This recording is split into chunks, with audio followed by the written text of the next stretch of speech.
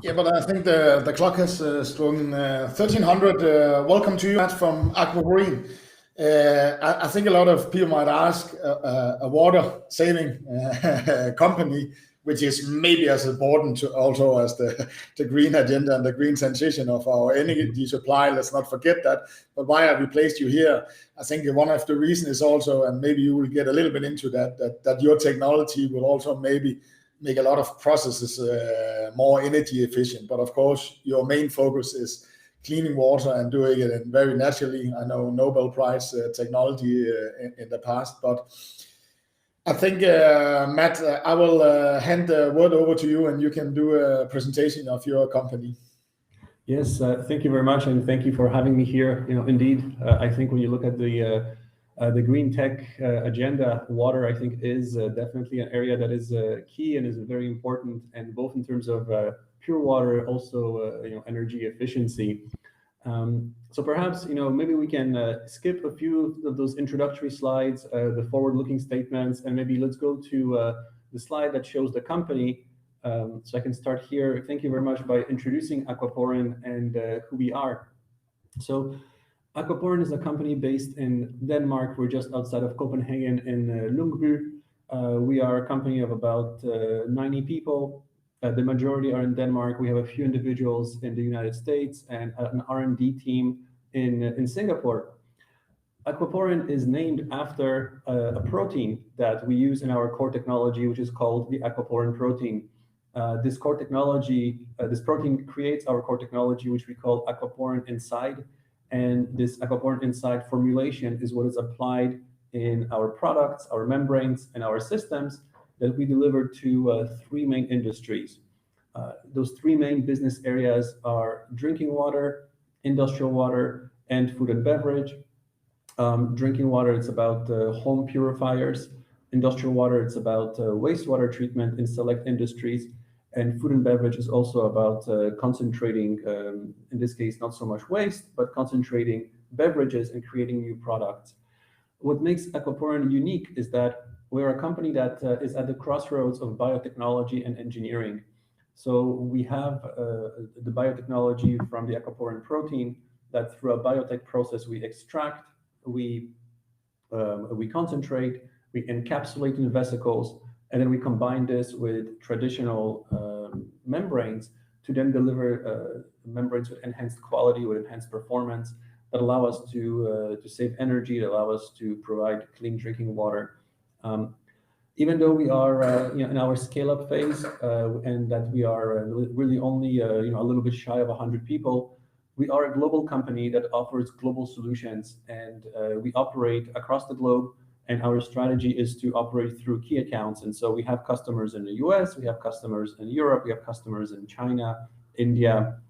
Some of them are development customers, some other ones are paying customers. But really, we go after where there is the need for our technology and where we can make an impact. Could you please move to the next slide? So, just a bit of a quick introduction. We are here because we want to work to solve the world's water crisis. It's a huge ambition, but when you think that 3/4 of the earth is covered in water, and out of all that water, you can only potentially drink 3%, and out of this 3%, it's only about 1% that is easily accessible. We clearly have a topic here at hand that requires advanced technologies to provide water to both industries, to people in different areas of the world. And we also have a need to make processes more efficient. The world's supply of fresh water is steadily decreasing. And this was highlighted by NASA's discovery that 21 of the 37 of the world's largest aquifers are currently being depleted. And that is also one of the reasons why we see some of the cities that are subsidizing, that have land decreases, where there's land subsidence, where you see the land decreasing by a few centimeters every year. The freshwater sources that we have are rapidly becoming polluted, and that is the impact of industry, is the impact of chemicals like PFAS, which have been emitted into the waters for quite some time. And today we are finding out that they're a little bit more difficult to treat than we thought. And all of that is compounded by the fact that water demand is actually going to increase by more than 50%, or from 2000 to 2050, which again shows you that there's a strong demand for water, but on the other hand, there is a bit of a squeeze on the supply, and so that's what we are trying to address. Next slide, please. Some of the trends that are driving the need for filtration, without going into the details here, because this could, we could discuss this slide basically for the entire length of the presentation, but there's rapid population growth and a rise in living standards. So more and more people are entering the middle class. In the middle class, people have enough money to access water. There's a higher need for water, and that is also putting a pressure on existing infrastructure. Clearly, global warming, things like extreme weather situations that lead to droughts or depletion of existing water reservoirs also impact the need for water filtration.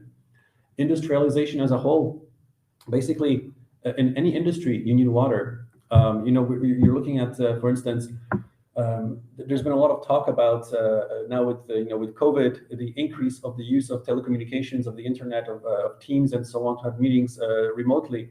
Yes, that's great. Of course, it saves on energy, it saves on it reduces air travel and so on. But running immense data centers to provide data to enable all of this, in some cases, can be very energy intensive, but also very water intensive. You need cooling towers and so on to run all those systems. And again, water is a key component of that. Health focus, another trend. Poor water quality can lead to the increase, of course, leads for the increase for water filtration and purification. So the healthier we want to be, it's supported by the fact that we need access to healthy drinking water. And of course, last one is urbanization. Highly dense populated areas also increase the need for filtration, and that goes with the first point around population growth and the rise in living standards. So if you could go to the next slide, please. So really at Aquaporin, when we position ourselves in this market, we have our core technology, which we call the Aquaporin Inside formulation, which we then take and put into a membrane. Then this membrane, we apply it to drinking water, industrial water, and to food and beverage, which are our three core business areas. And we've created an open innovation department so that we can leverage this platform that we have to also create new types of applications through partnerships, through technology scoutings, through collaborations with universities and with other entities across the world. Next slide, please. And Matt, if I can stop you there, because we have a question I think will fit here. But there's an answer. Are you also looking at desaltifying, ocean water for drinking water? This is heavy, and I say heavy one more time, energy use to do that at this point by the current technology. And your process is natural and don't need much energy to do it. So is it an area you're also looking at getting into? Yeah, so we are looking at desalination, but the way that we apply our technology is we apply it to standard reverse osmosis membranes, which are membranes that are filtering under pressure seawater to remove the salt, and we make those membranes a little bit more efficient. So yes, we have two development tracks to make reverse osmosis membranes more efficient. One is in the brackish segment, one is in the desalination segment. We first want to demonstrate the performance of our membranes in brackish water, and then we're going to be entering the same kind of development in seawater desalination. But we are working with actually an entity in Singapore, where together we have a track to first do brackish water and then to do desalination membranes. Yes, so it is part of our plan. Perfect. So in order to be able to do all those things, of course, we need resources, we need money. And in June of last year, we were listed on the Nasdaq Copenhagen Stock Exchange. We raised 250 million Danish kroner in proceeds to the company, coming from having a blue chip investor base. And with this funding, we are going to be commercializing our solutions. But of course, we are still investing in R&D to continue developing products that are going to be able to tackle some of those challenges that we talked about, for instance, desalination. Next slide. Go on after. And so we have a fairly focused strategy. For instance, we want to move from R&D towards commercializing products and solutions. We have our first generation of products, and this is what we are commercializing today, starting primarily in drinking water. And I'll go through more details of the drinking water strategy in a little bit. We want to be successful in our three core segments. Success is defined in drinking water for us by, of course, increasing sales and growing sales. Looking at industrial water and food and beverage, we want to demonstrate what we can accomplish through our forward osmosis membranes in terms of wastewater treatment in specific areas like digestate.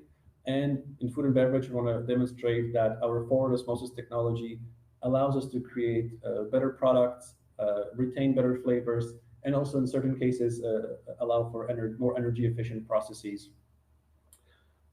All of our initiatives have a link to the sustainability goals and objectives. So we try to promote sustainability in everything that we do, not only from a point of view of our handprint, but also our own footprint in terms of how we make our products. And so we're going to be looking into trying to make our products more sustainable. And we have a few initiatives through our open innovation department on that in that area. We decided that we want to grow and scale through partnerships.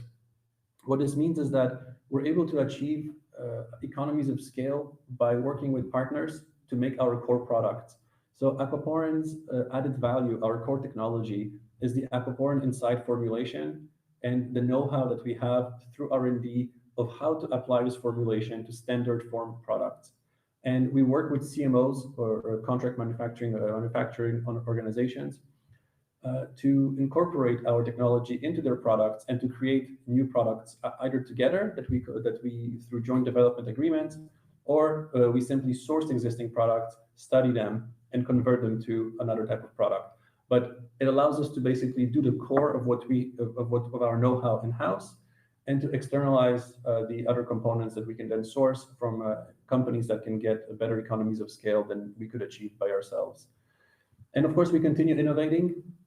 The company has been based on innovation, on partnerships, on collaborations, and we're going to continue doing so in order to generate the next generations of Aquaporin membranes, but also to potentially utilize our biotechnology know-how in other spaces through partnerships. Next slide, please.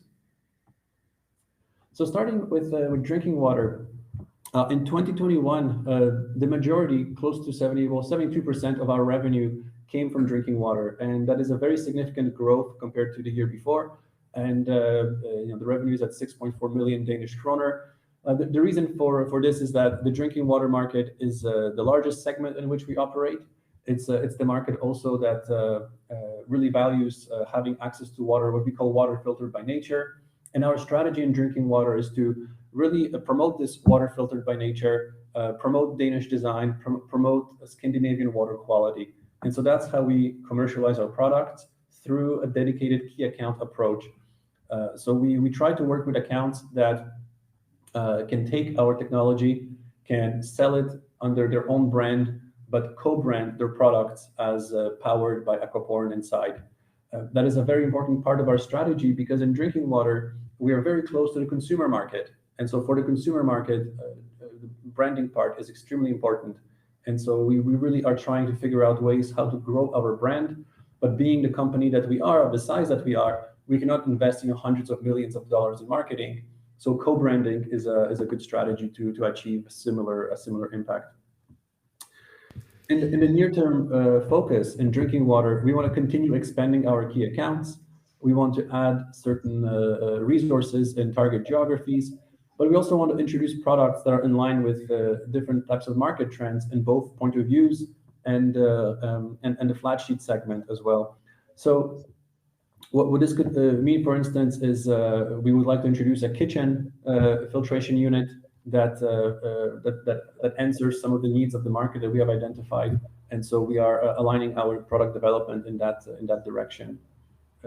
Could you go to the next slide? Yeah, but there's actually a question here, maybe it will fit. It's about the drinking water. Where do you see the largest market for your segment? Is it this BVT, cleaning the water, or is it this more like a cooker for cold water, but very, very clean water? And maybe also the geographies. Is that in countries where there's a lot of pollution in the groundwater that you are drinking? So a little bit your thinkings about where the biggest market segment and maybe geographies are in your drinking segment. Yeah, of course. The three. I mean, globally speaking, we are looking at. So first of all, we are in the point of use in drinking water. It's really the point of use system. So it's residential installations. It's drinking water that you and I at home would have a purifier or a drinking water system. This is the market that we're after, or that's the market in where we play today.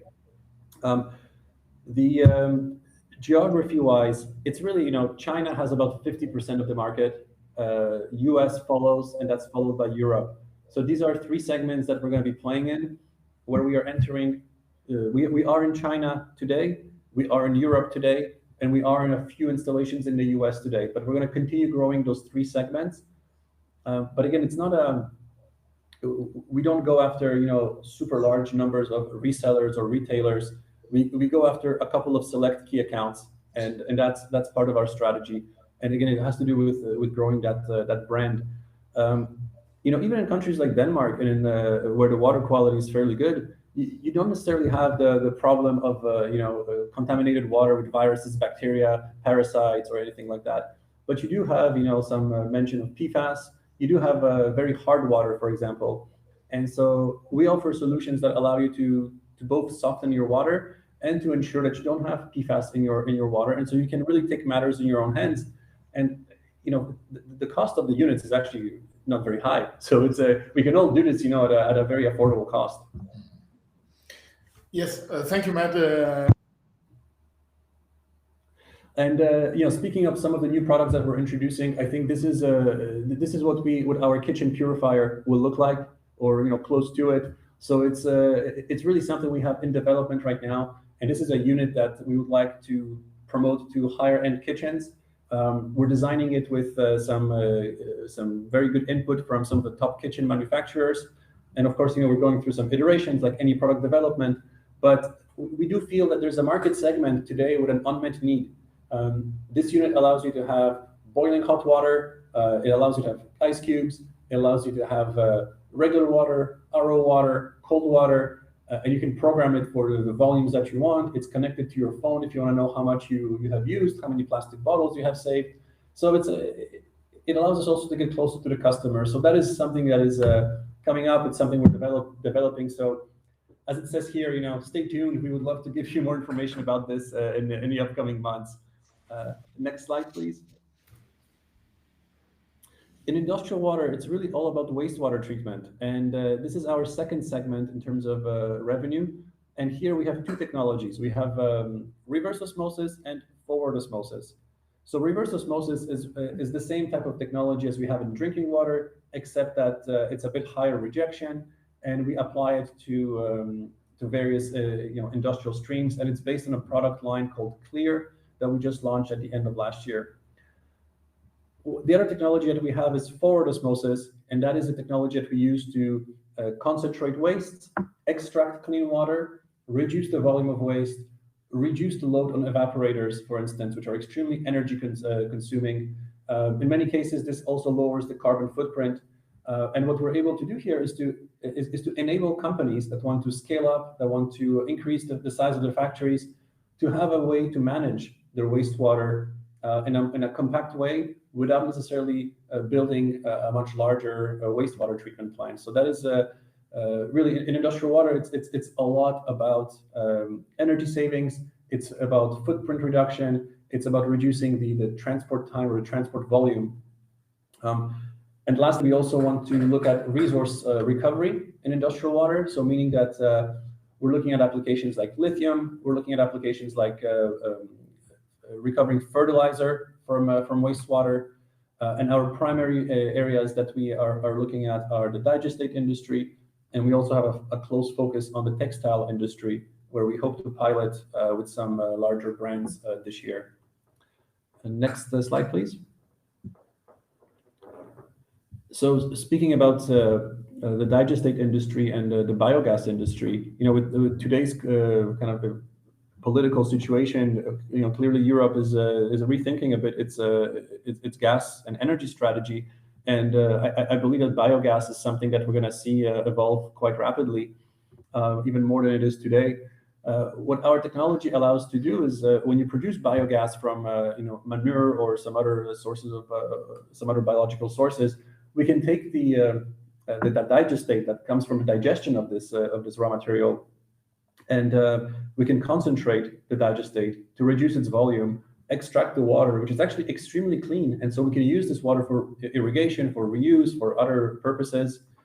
Because the volume is so much smaller of the waste in itself, that can be trucked away, and the trucking cost can be reduced by up to 70%, or it can be spread on fields in certain areas where it's possible. So again, that is something that we enable here. In many cases, one of the challenges is that the plants or the companies that are making biogas have a challenge of what to do with the waste that comes out of it. And this is also where forward osmosis can be seen as a technology that enables them to have a compact solution to deal with the increasing number of waste in digestate, and that in turn allows them to expand and while having a way to treat the waste through our technology. Next slide, please. I don't know, Matt, if we should try and catch some questions also. Yeah, absolutely. We get out of time. So I think we have a very good one, because you have some 2024 ambitions when you went to the stock market. How do you see your transition? I know you have been a little bit delayed on this journey there, but not new, but with fresh eyes, how do you see your journey towards those ambitions? Yeah, look, I think the ambition is what we are striving towards as a company. It's what kind of it's what we have on our mind when we wake up in the morning. It's when we have on our mind when we go to bed at night. I think the way that I see us progress is that we published our guidance for this year, and we are working with large key accounts that can generate a lot of revenue for us per account. And I think what gives me hope that we are on our track to this ambition is the fact that once we get through this co-branding strategy, a successful momentum with some of those key accounts, which is really what we are striving to do in 2022. This is going to have a snowball effect of demonstrating to others that through the use of Aquaporin's technology, our customers are able to gain more traction in the market, are being able to be more successful and generate additional income. And I think this co-branding strategy is going to fuel the popularity of Aquaporin, that is going to allow us to accelerate towards our aspirations. But of course, the longer we wait and the closer we get to those aspiration numbers, the steeper the growth curve is. I do believe that today, with the traction that we're seeing, with what I'm hearing from the commercial team and from what I'm hearing from the customers, we are able to get there. But again, I think 2022 is going to be an extremely important year for Aquaporin to demonstrate that traction to our customers, to our investors, and to people who are watching us.